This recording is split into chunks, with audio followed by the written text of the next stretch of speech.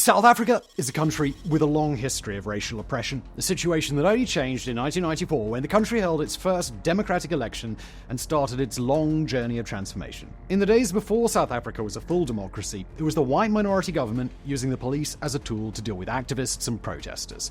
However, democracy was supposed to change all that. It was a dream thousands had fought and died for. However, on August 16th, 2012, the dream was shattered. On one of the darkest days in South Africa's recent history, on a small rocky outcrop in Marikana, it was the government elected by the people and the police supposed to serve and protect the people that opened fire, killing 34 mine workers in order to protect the financial interests of a British-owned mining company. The white minority had been replaced by a new group of elites, unwilling to give up wealth and power, who sold out the very people who supported their rise to power, disregarding the rights they themselves fought so hard for. More than 10 years after the massacre, those directly affected still haven't seen justice done, and children are asking why the police shot their fathers. Everybody has their own story, the police, the miners, and the media, so today we're going to take a look at the Marikana Massacre and try to determine what happened on that fateful day. Since its early days, mining has always been one of the central pillars of the South African economy, starting with the discovery of diamonds and gold all the way back in the 1800s. Today,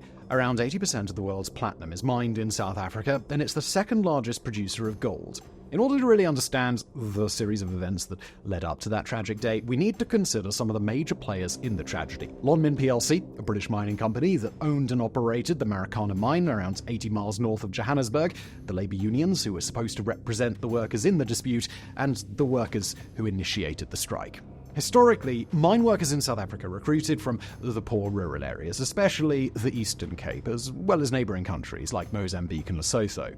Initially, the men lived in same-sex hostels, sending money back home to their families, but by the 1980s, the anti-apartheid struggle pressured the mining companies to replace the hostel system. Providing housing would have been expensive, so instead, the mines offered a living-out allowance of around $120 a month. However, with little to no low-cost housing available, and given that mine workers couldn't really afford transport on their meagre salaries, thousands of miners moved into informal settlements around the mines without any basic services. While the mine was supplied with all the electricity and water it needed to extract and refine the platinum, those doing the work lived in corrugated iron shacks in informal settlements with no infrastructure, no electricity, no indoor plumbing. Water had to be collected in buckets from communal taps around the settlements, if those taps worked at all. If not, their only option was polluted streams.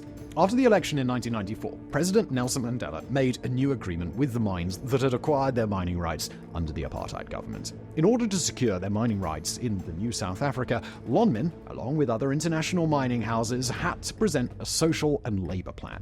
According to this plan, the mine had to commit to improving the living situation of their workers and the surrounding community to make up for the decades of exploitation of cheap black labour by providing low-cost housing and basic services. In 2007, Lonmin received a $50 million investment from the International Finance Corporation, or IFC, the private investment arm of the World Bank.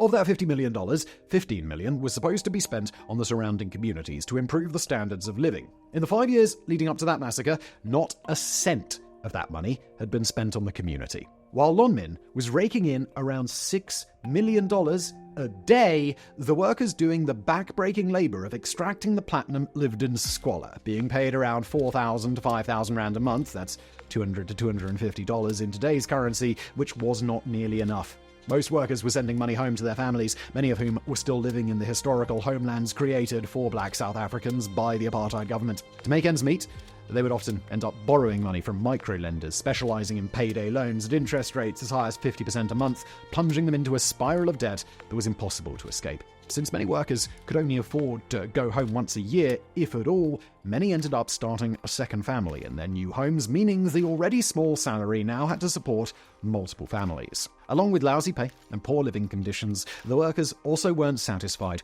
with their working conditions. The strike was initiated by the rock drill operators, or RDOs, who worked long hours in dangerous conditions. The RDOs operate the drills that carve out the stone before it's cleaned and blasted with explosives to get to the platinum, so falling rocks is a constant threat to them.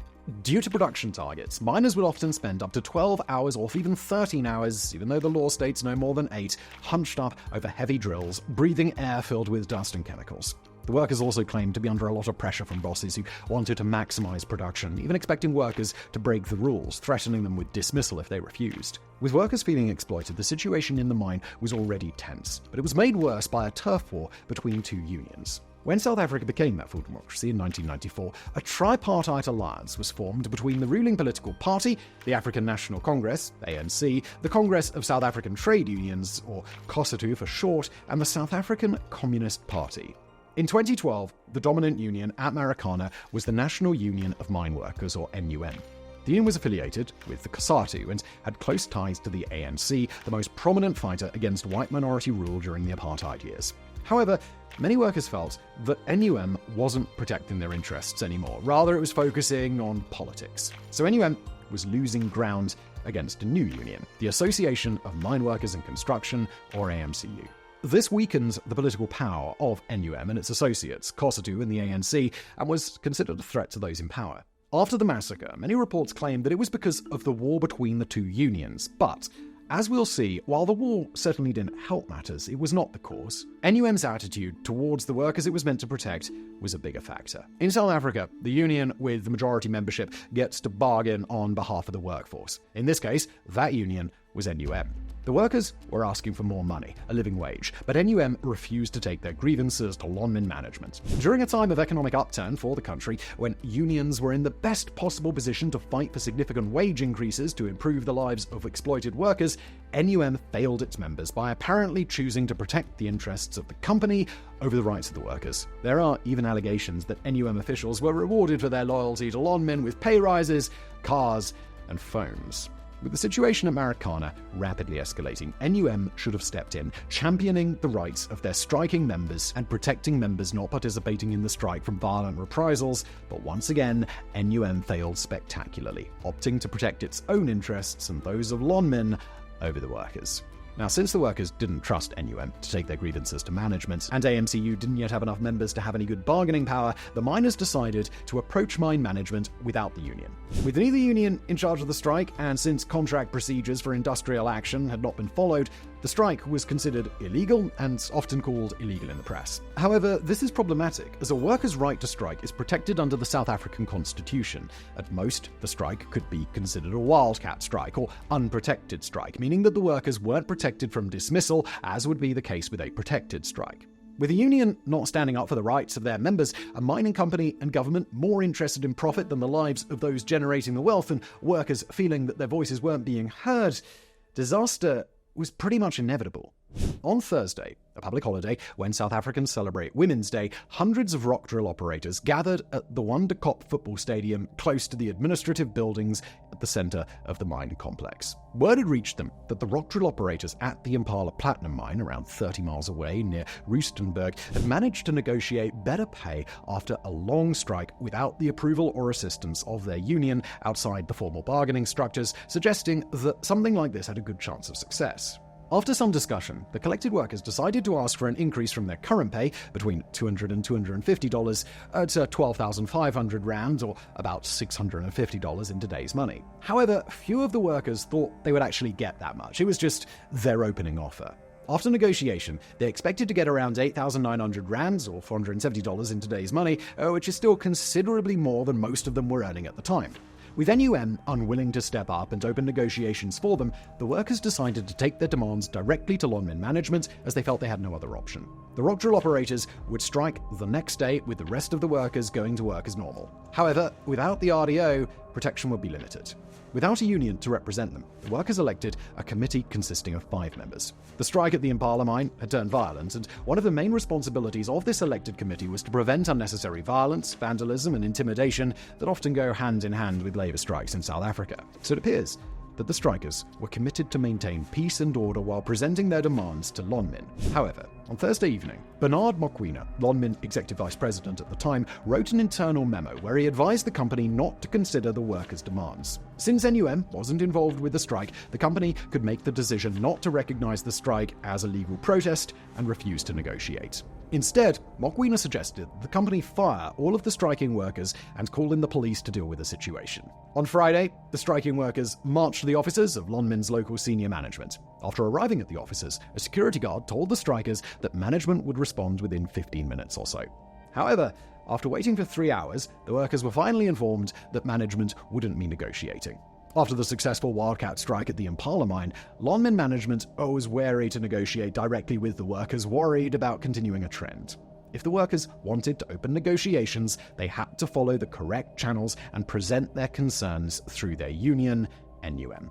Frustrated by Lonmin's unwillingness to come to the table, the workers returned to Wandakop Stadium, where they decided to expand the strike to include more workers, starting with the night shift, and called for a meeting with all the workers the next morning. On Saturday morning, the strikers once again gathered in the football stadium. The plan was to follow the instructions of Lonmin and march to the NUM offices, close to the Lonmin offices, in order to protest. There are some conflicting reports regarding this march. Some reports claim that the intention of the workers was to present their case to NUM so that NUM could negotiate with Lonmin on their behalf. Other reports claim that NUM had already interfered the previous day and had a hand in Lonmin's decision not to engage directly with the workers, and the workers wanted an explanation from their union. Not only was NUM not helping them, it was apparently actively working against them. So, the workers were on their way to the NUM office, around a kilometre away from the Wandakop Stadium, when they were confronted by a line of men wearing red t-shirts. Once again, we have conflicting reports here. The miners insist that they were not armed and the march was peaceful. However, other reports state that some of the miners were, in fact, carrying sticks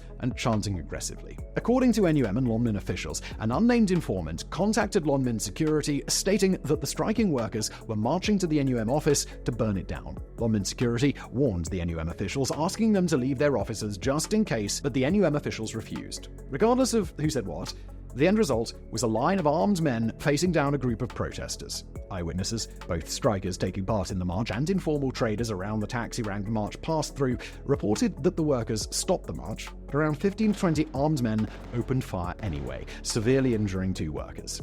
Rumors did the rounds that the armed men pursued the protesters, and some of the protesters were beaten and cut, and that one of the injured men escaped, but the other was hacked to death. However, it was later revealed that both men were hospitalized with bullet wounds, but both survived.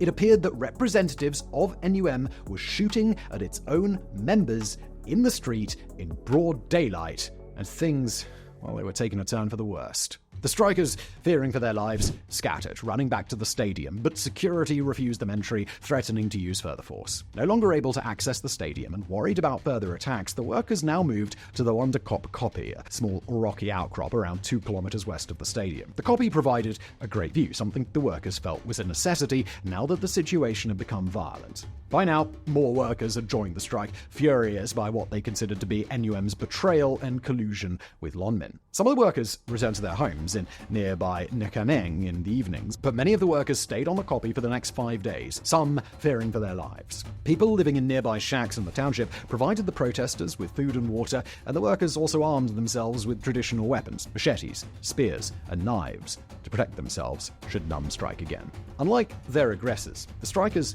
didn't have guns. The services of Sangoma, a traditional hilo, were called in the hopes of protection against further violence. On Sunday, the workers, still gathered at the kopje, decided to make another attempt at presenting their demands to NUM and protesting the extreme violence they were met with the day before. On their way to the offices, the group of around 150 workers was stopped by security and police, who once again started shooting at them, this time with rubber bullets. Unlike the day before, the workers didn't turn around and flee back to the kopje. Instead, armed with traditional weapons, they retaliated. One security guard was hacked to death with machetes, while another was burned beyond recognition in his truck. Sadly, these weren't the only deaths that day. 2 miners who refused to join the strike were killed on their way to work that evening by striking colleagues. By now, everyone was to blame: Lonmin security and NUM for violence against the protesters, and some of the protesters for violently lashing out at security and fellow workers who chose to go to work instead of joining the strike. At this point, Lonmin could have suspended operations at the mine to ensure the safety of their workers while the situation, which was rapidly spiraling out of control, was resolved. However, profit was more important than human lives, so operations continued. On Monday morning, word reached the striking miners at the kopje that some non-striking workers were continuing at one of the shafts, so a group of around 30 to 100 workers, depending on who you ask, set off to the shaft to inform those still working that they were expected to lay down their tools and join the strike. Before they reached the shaft, they were intercepted by security guards, telling them that they'd been misinformed. There was no work happening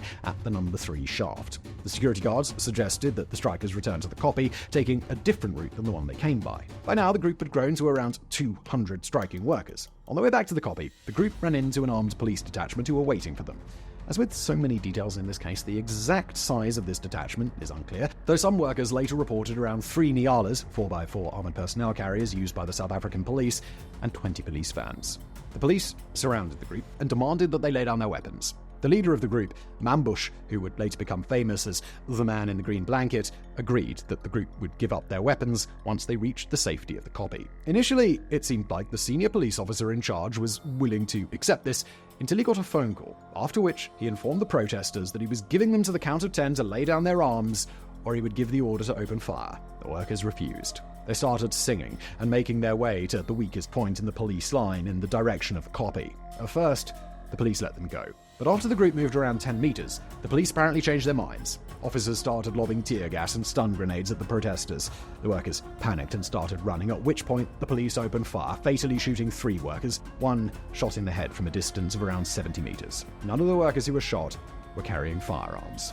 Once again, the workers retaliated, and 2 police officers were killed, hacked to death by strikers who stole their guns. By the evening of the 13th, the photographs of the 2 officers hacked to death with machetes had been circulated among police officers across the country. Things were now personal.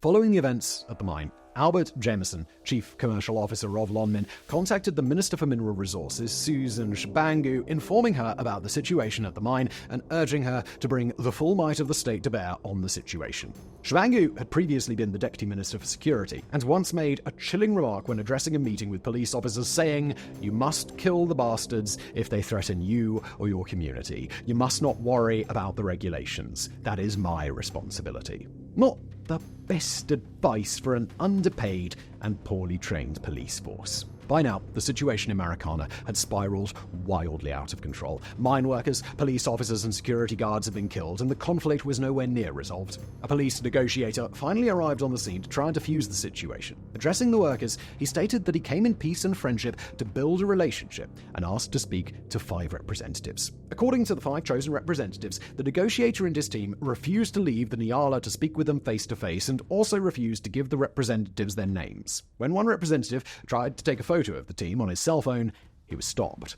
The workers claimed that a Lonmin representative was in the Nyala as part of the negotiating team, but the police later denied this. The representatives informed the negotiating team that they wanted their employer to meet with them at the copy. However, if their boss couldn't come to them at the copy to talk, they would be willing to go to him. The police left, and the workers thought their request would finally be presented to Lonmin and the situation would be resolved, but nothing ever came of this meeting. Meanwhile, Lonmin executives met with Lieutenant General Miniam Zakiswa Mbobo, the provincial police chief. According to a transcript of this meeting, Barnard Mokoena, Lonmin executive vice president, stated that the company's priority wasn't negotiating with the miners. Instead, they wanted to get people arrested.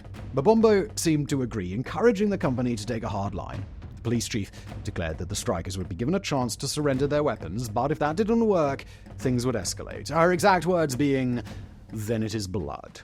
She stated that she didn't want a situation where people died. That's not why the police were there, but Mokoena didn't seem to agree. When discussing the resources available to the police, he remarked that the police snipers were most impressive. What they did seem to agree on, though, was that the strike needed to end as soon as possible. On Wednesday afternoon, the president of NUM, Senzeni Zokwana, arrived at the copy in Nyala.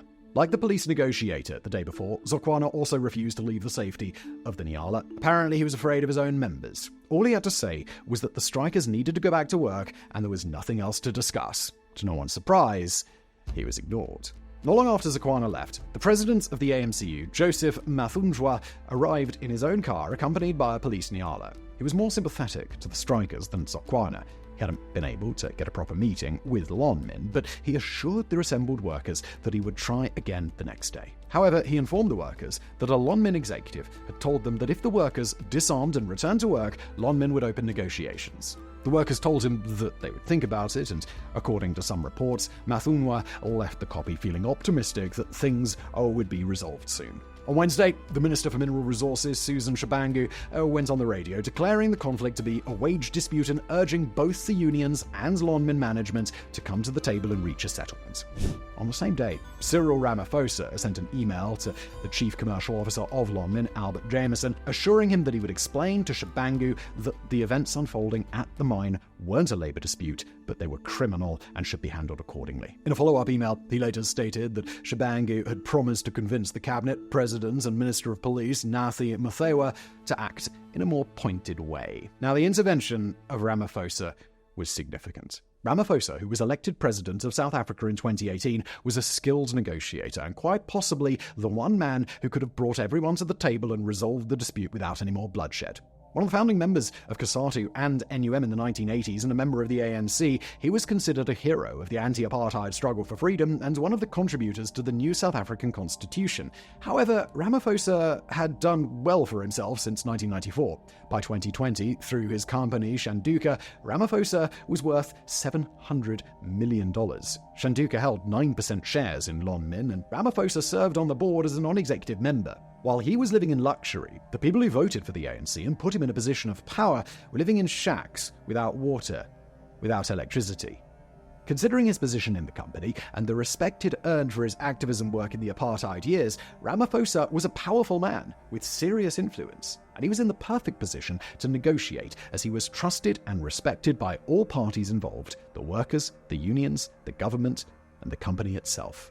However, by declaring the strike a criminal act, he made it very clear where his priorities lie. That evening, a meeting of the National Management Forum of the South African Police was held in Johannesburg. The meeting was informed of the AMCU leaders' minor success and the possibility that matters might be resolved peacefully after all. However, according to the minutes of that meeting, the decision was made that the strikers had to be disarmed and the strike needed to end. Extra resources would be made available to achieve this end.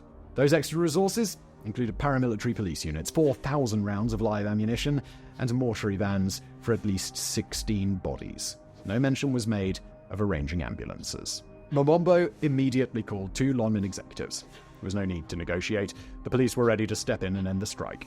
On Thursday morning, police reinforcements, including extra police units and trailers carrying barbed wire, arrived at Marikana. The original plan was to surround the copy and demand the workers lay down their arms and leave the copy one by one.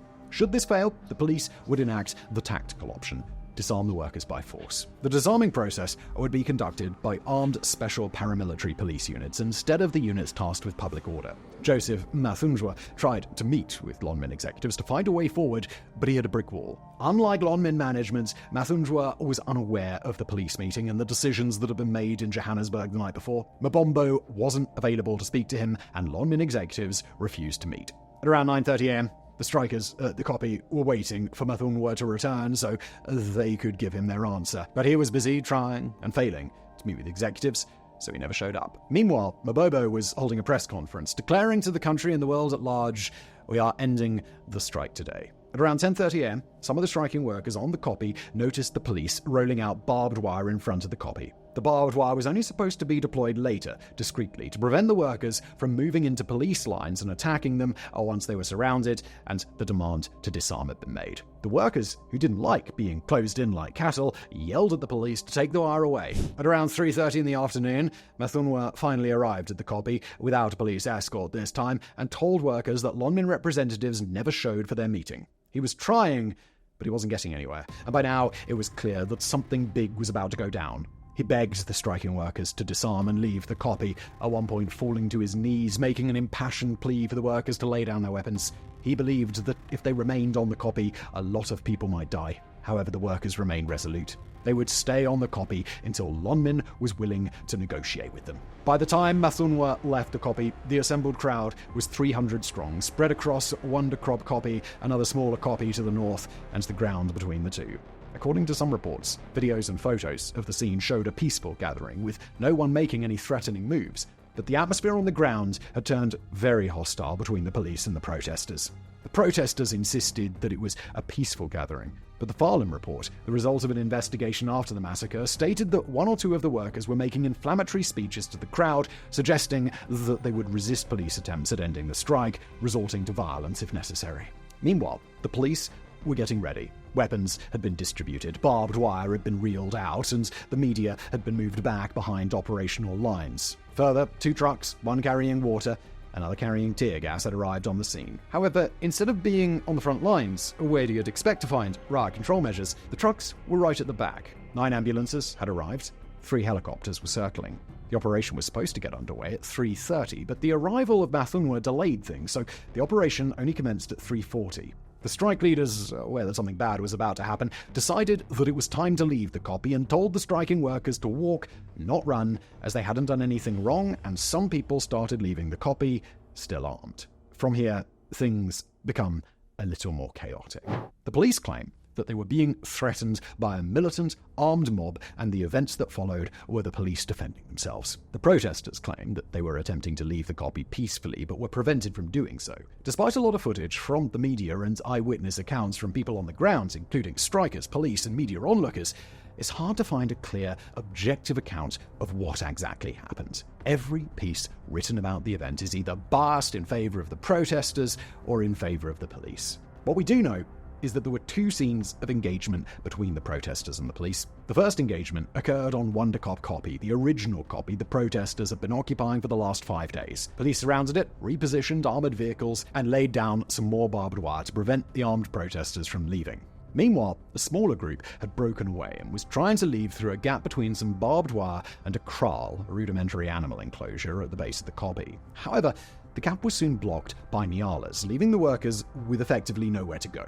The striking workers were now trapped. According to the police, at this point, there was the sound of gunfire from the crowd. Believing they were being shot at, the commanding officer gave the order for non-lethal crowd control, using tear gas and stun grenades. However, investigations later revealed that a single shot was fired by one striking worker. The police response to that single gunshot was to open fire on a panicking crowd with military-grade automatic weapons, ignoring the means of non-lethal crowd control available. According to witnesses, there were no warning shots, and within seconds, several workers lay dead, shot while running away. Another group of 5 men were gunned down, crushed against the kraal at the base of the copy, as if cornered with no way to escape.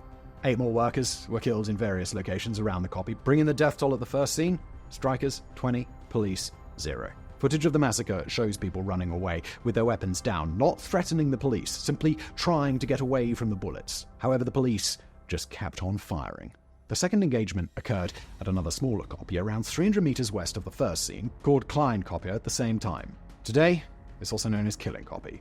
Once the chaos erupted at the scene, people ran to the smaller copy to hide from the police, but they were surrounded by additional paramilitary police units and 3 armored vehicles. One worker who survived the copy claimed that if you stopped to put your hands up, you got shot. Other witnesses who survived reported police brutality. Workers were disarmed and then speared by the police. All in all, 14 people died while trying to get away. Since these victims were running away and posing no threat to the police, it's hard not to consider what happened at the Killing Copy as just cold-blooded murder. What was supposed to be a labor protest had turned into a war zone with armored vehicles, stun grenades, tear gas, water cannons, and helicopters circling the scene above, while the police were firing into a panicking crowd. Police insisted that they used rubber bullets. Those on the receiving end claim that's a lie. Mugasieni Noki, better known as Mambush, who had stepped up as a leader in the protest, asking for a living wage, died with 14 bullets in his face, his neck, and his legs. He didn't have a gun. When the police finally stopped shooting, over 600 rounds had been fired into the crowd in response to one shot fired by the workers. 34 people were dead, 78 severely wounded. Witnesses claimed that the police didn't provide medical assistance to injured workers at the scene, and at least one worker could have possibly been saved had paramedics been able to reach him. To add insult to injury, 259 people were arrested on various charges, such as causing the deaths of their colleagues. As for the people firing the automatic weapons, not a single police officer has ever been charged. In the immediate aftermath of the massacre, South African president at the time, Jacob Zuma, defended the actions of the police, stating that those at Marikana had killed people and the police were doing their jobs. However, with the world looking at South Africa in horror, Zuma quickly changed his tune and appointed the Farlam Commission, chaired by retired Judge Ian Farlam, to investigate the massacre to determine what went wrong on that fateful day. The Farlam Commission cost the country 154 million rand, that's $9 million, and basically showed that everyone was at fault. Lonmin failed to provide housing as promised by its social labour plan, leading to anger and dissatisfaction among the workers. NUM failed to engage with its members and step in when matters started spiralling out of control. And neither Lonmin nor NUM made much of an effort to resolve the situation. The police came out looking the worst, with the Commission finding that the police response was disproportionate to the perceived threat, and the conduct of those in charge was wrong, negligent, and contrary to the law and policies they were meant to uphold. Many of the dead and wounded miners were found to have gunshot wounds in the head and back, so it appears no attempt was made to aim low in order to avoid casualties, and people were also shot while running away. Photos taken at the scene by the police themselves show weapons being planted on the bodies of deceased miners, presumably to further justify the self-defense claim. When asked to testify, many senior police officers couldn't comment because they were facing the wrong direction at crucial moments and didn't see what was happening. 6 senior officers were accused of giving false testimony, and video footage and minutes of meetings that contradicted the story of self-defense were initially covered up, but eventually saw the light of day. Some of the highest-placed people in the police hierarchy, including National Police Commissioner Ria Fiega and Lieutenant General Miriam Zakiswa Mbobo, were later found to have obscured evidence or just straight-out lied to the Commission about the events of that day and the days leading up to it. When asked about the forum held by the police the night before the massacre and if the possibility of bloodshed was thoroughly considered, Fiega told the Commission that she wasn't able to remember those pedantic details. Quoting her, of course. However, despite the clear failure by all parties involved to resolve the dispute, the Commission still found that the mine workers and their decision to strike outside the legal bargaining framework led to the massacre. The Commission's final report emphasized that the strike was illegal and that the workers were breaking the law, specifically the Dangerous Weapons Act, by carrying traditional weapons. The fact that these weapons were carried for self-defense after the workers were attacked by their own union is apparently ignored. The report also focused on the fact that the mob had used muti, or the services of a witch doctor or traditional healer, to prepare for their confrontation with the police. Some reports even claimed that the workers believed the muti would make them invincible, further painting a false picture of a violent, irrational mob that couldn't be negotiated with. 10 years after the events of Marikana, only 35 families have been compensated around 70 million rand, or $3.7 million. Around 300 miners who were injured that day are still waiting for compensation that could cost the government up to R1 billion, or $58 million. Many also feel that Cyril Ramaphosa should be held liable for his role in the events that led up to the massacre. However, he's been cleared of criminal culpability, and proving civil liability would be difficult to do. Over the course of 7 days leading up to the massacre, 10 people died. 6 mine workers, 2 Lonmin security guards, and 2 police officers. Along with the 34 workers shot down by police, it brings the death toll for Marikana to 44. 44 people who died because Lonmin, with the support of the government, wasn't willing to offer their employees a livable wage and provide them with basic needs like water and electricity. Despite the Commission determining everyone was at fault, no one has been held accountable. Today, the lives of those working in this dangerous occupation haven't changed very much. The promises of better pay and better working conditions never came to anything, and many feel that no justice was ever served for the 34 men who lost their lives in front of the whole world on that August afternoon. A monument was supposed to be erected at the Koppie, similar to other sites of remembrance in the country, but like improved living conditions, the monument also never materialized. The Marikana Massacre was the most lethal use of force by the police against protesters in decades, and has been compared to the Sharpsville Massacre in 1960 and the Soweto Uprising in 1976, when protesters took to the streets to challenge apartheid laws. It seems that Mandela's dream for South Africa has been forgotten, and once again the police have become a tool of oppression against the working class by those concerned with growing their wealth regardless of the cost in human lives. 30 years after the end of apartheid, the beloved country is crying once more.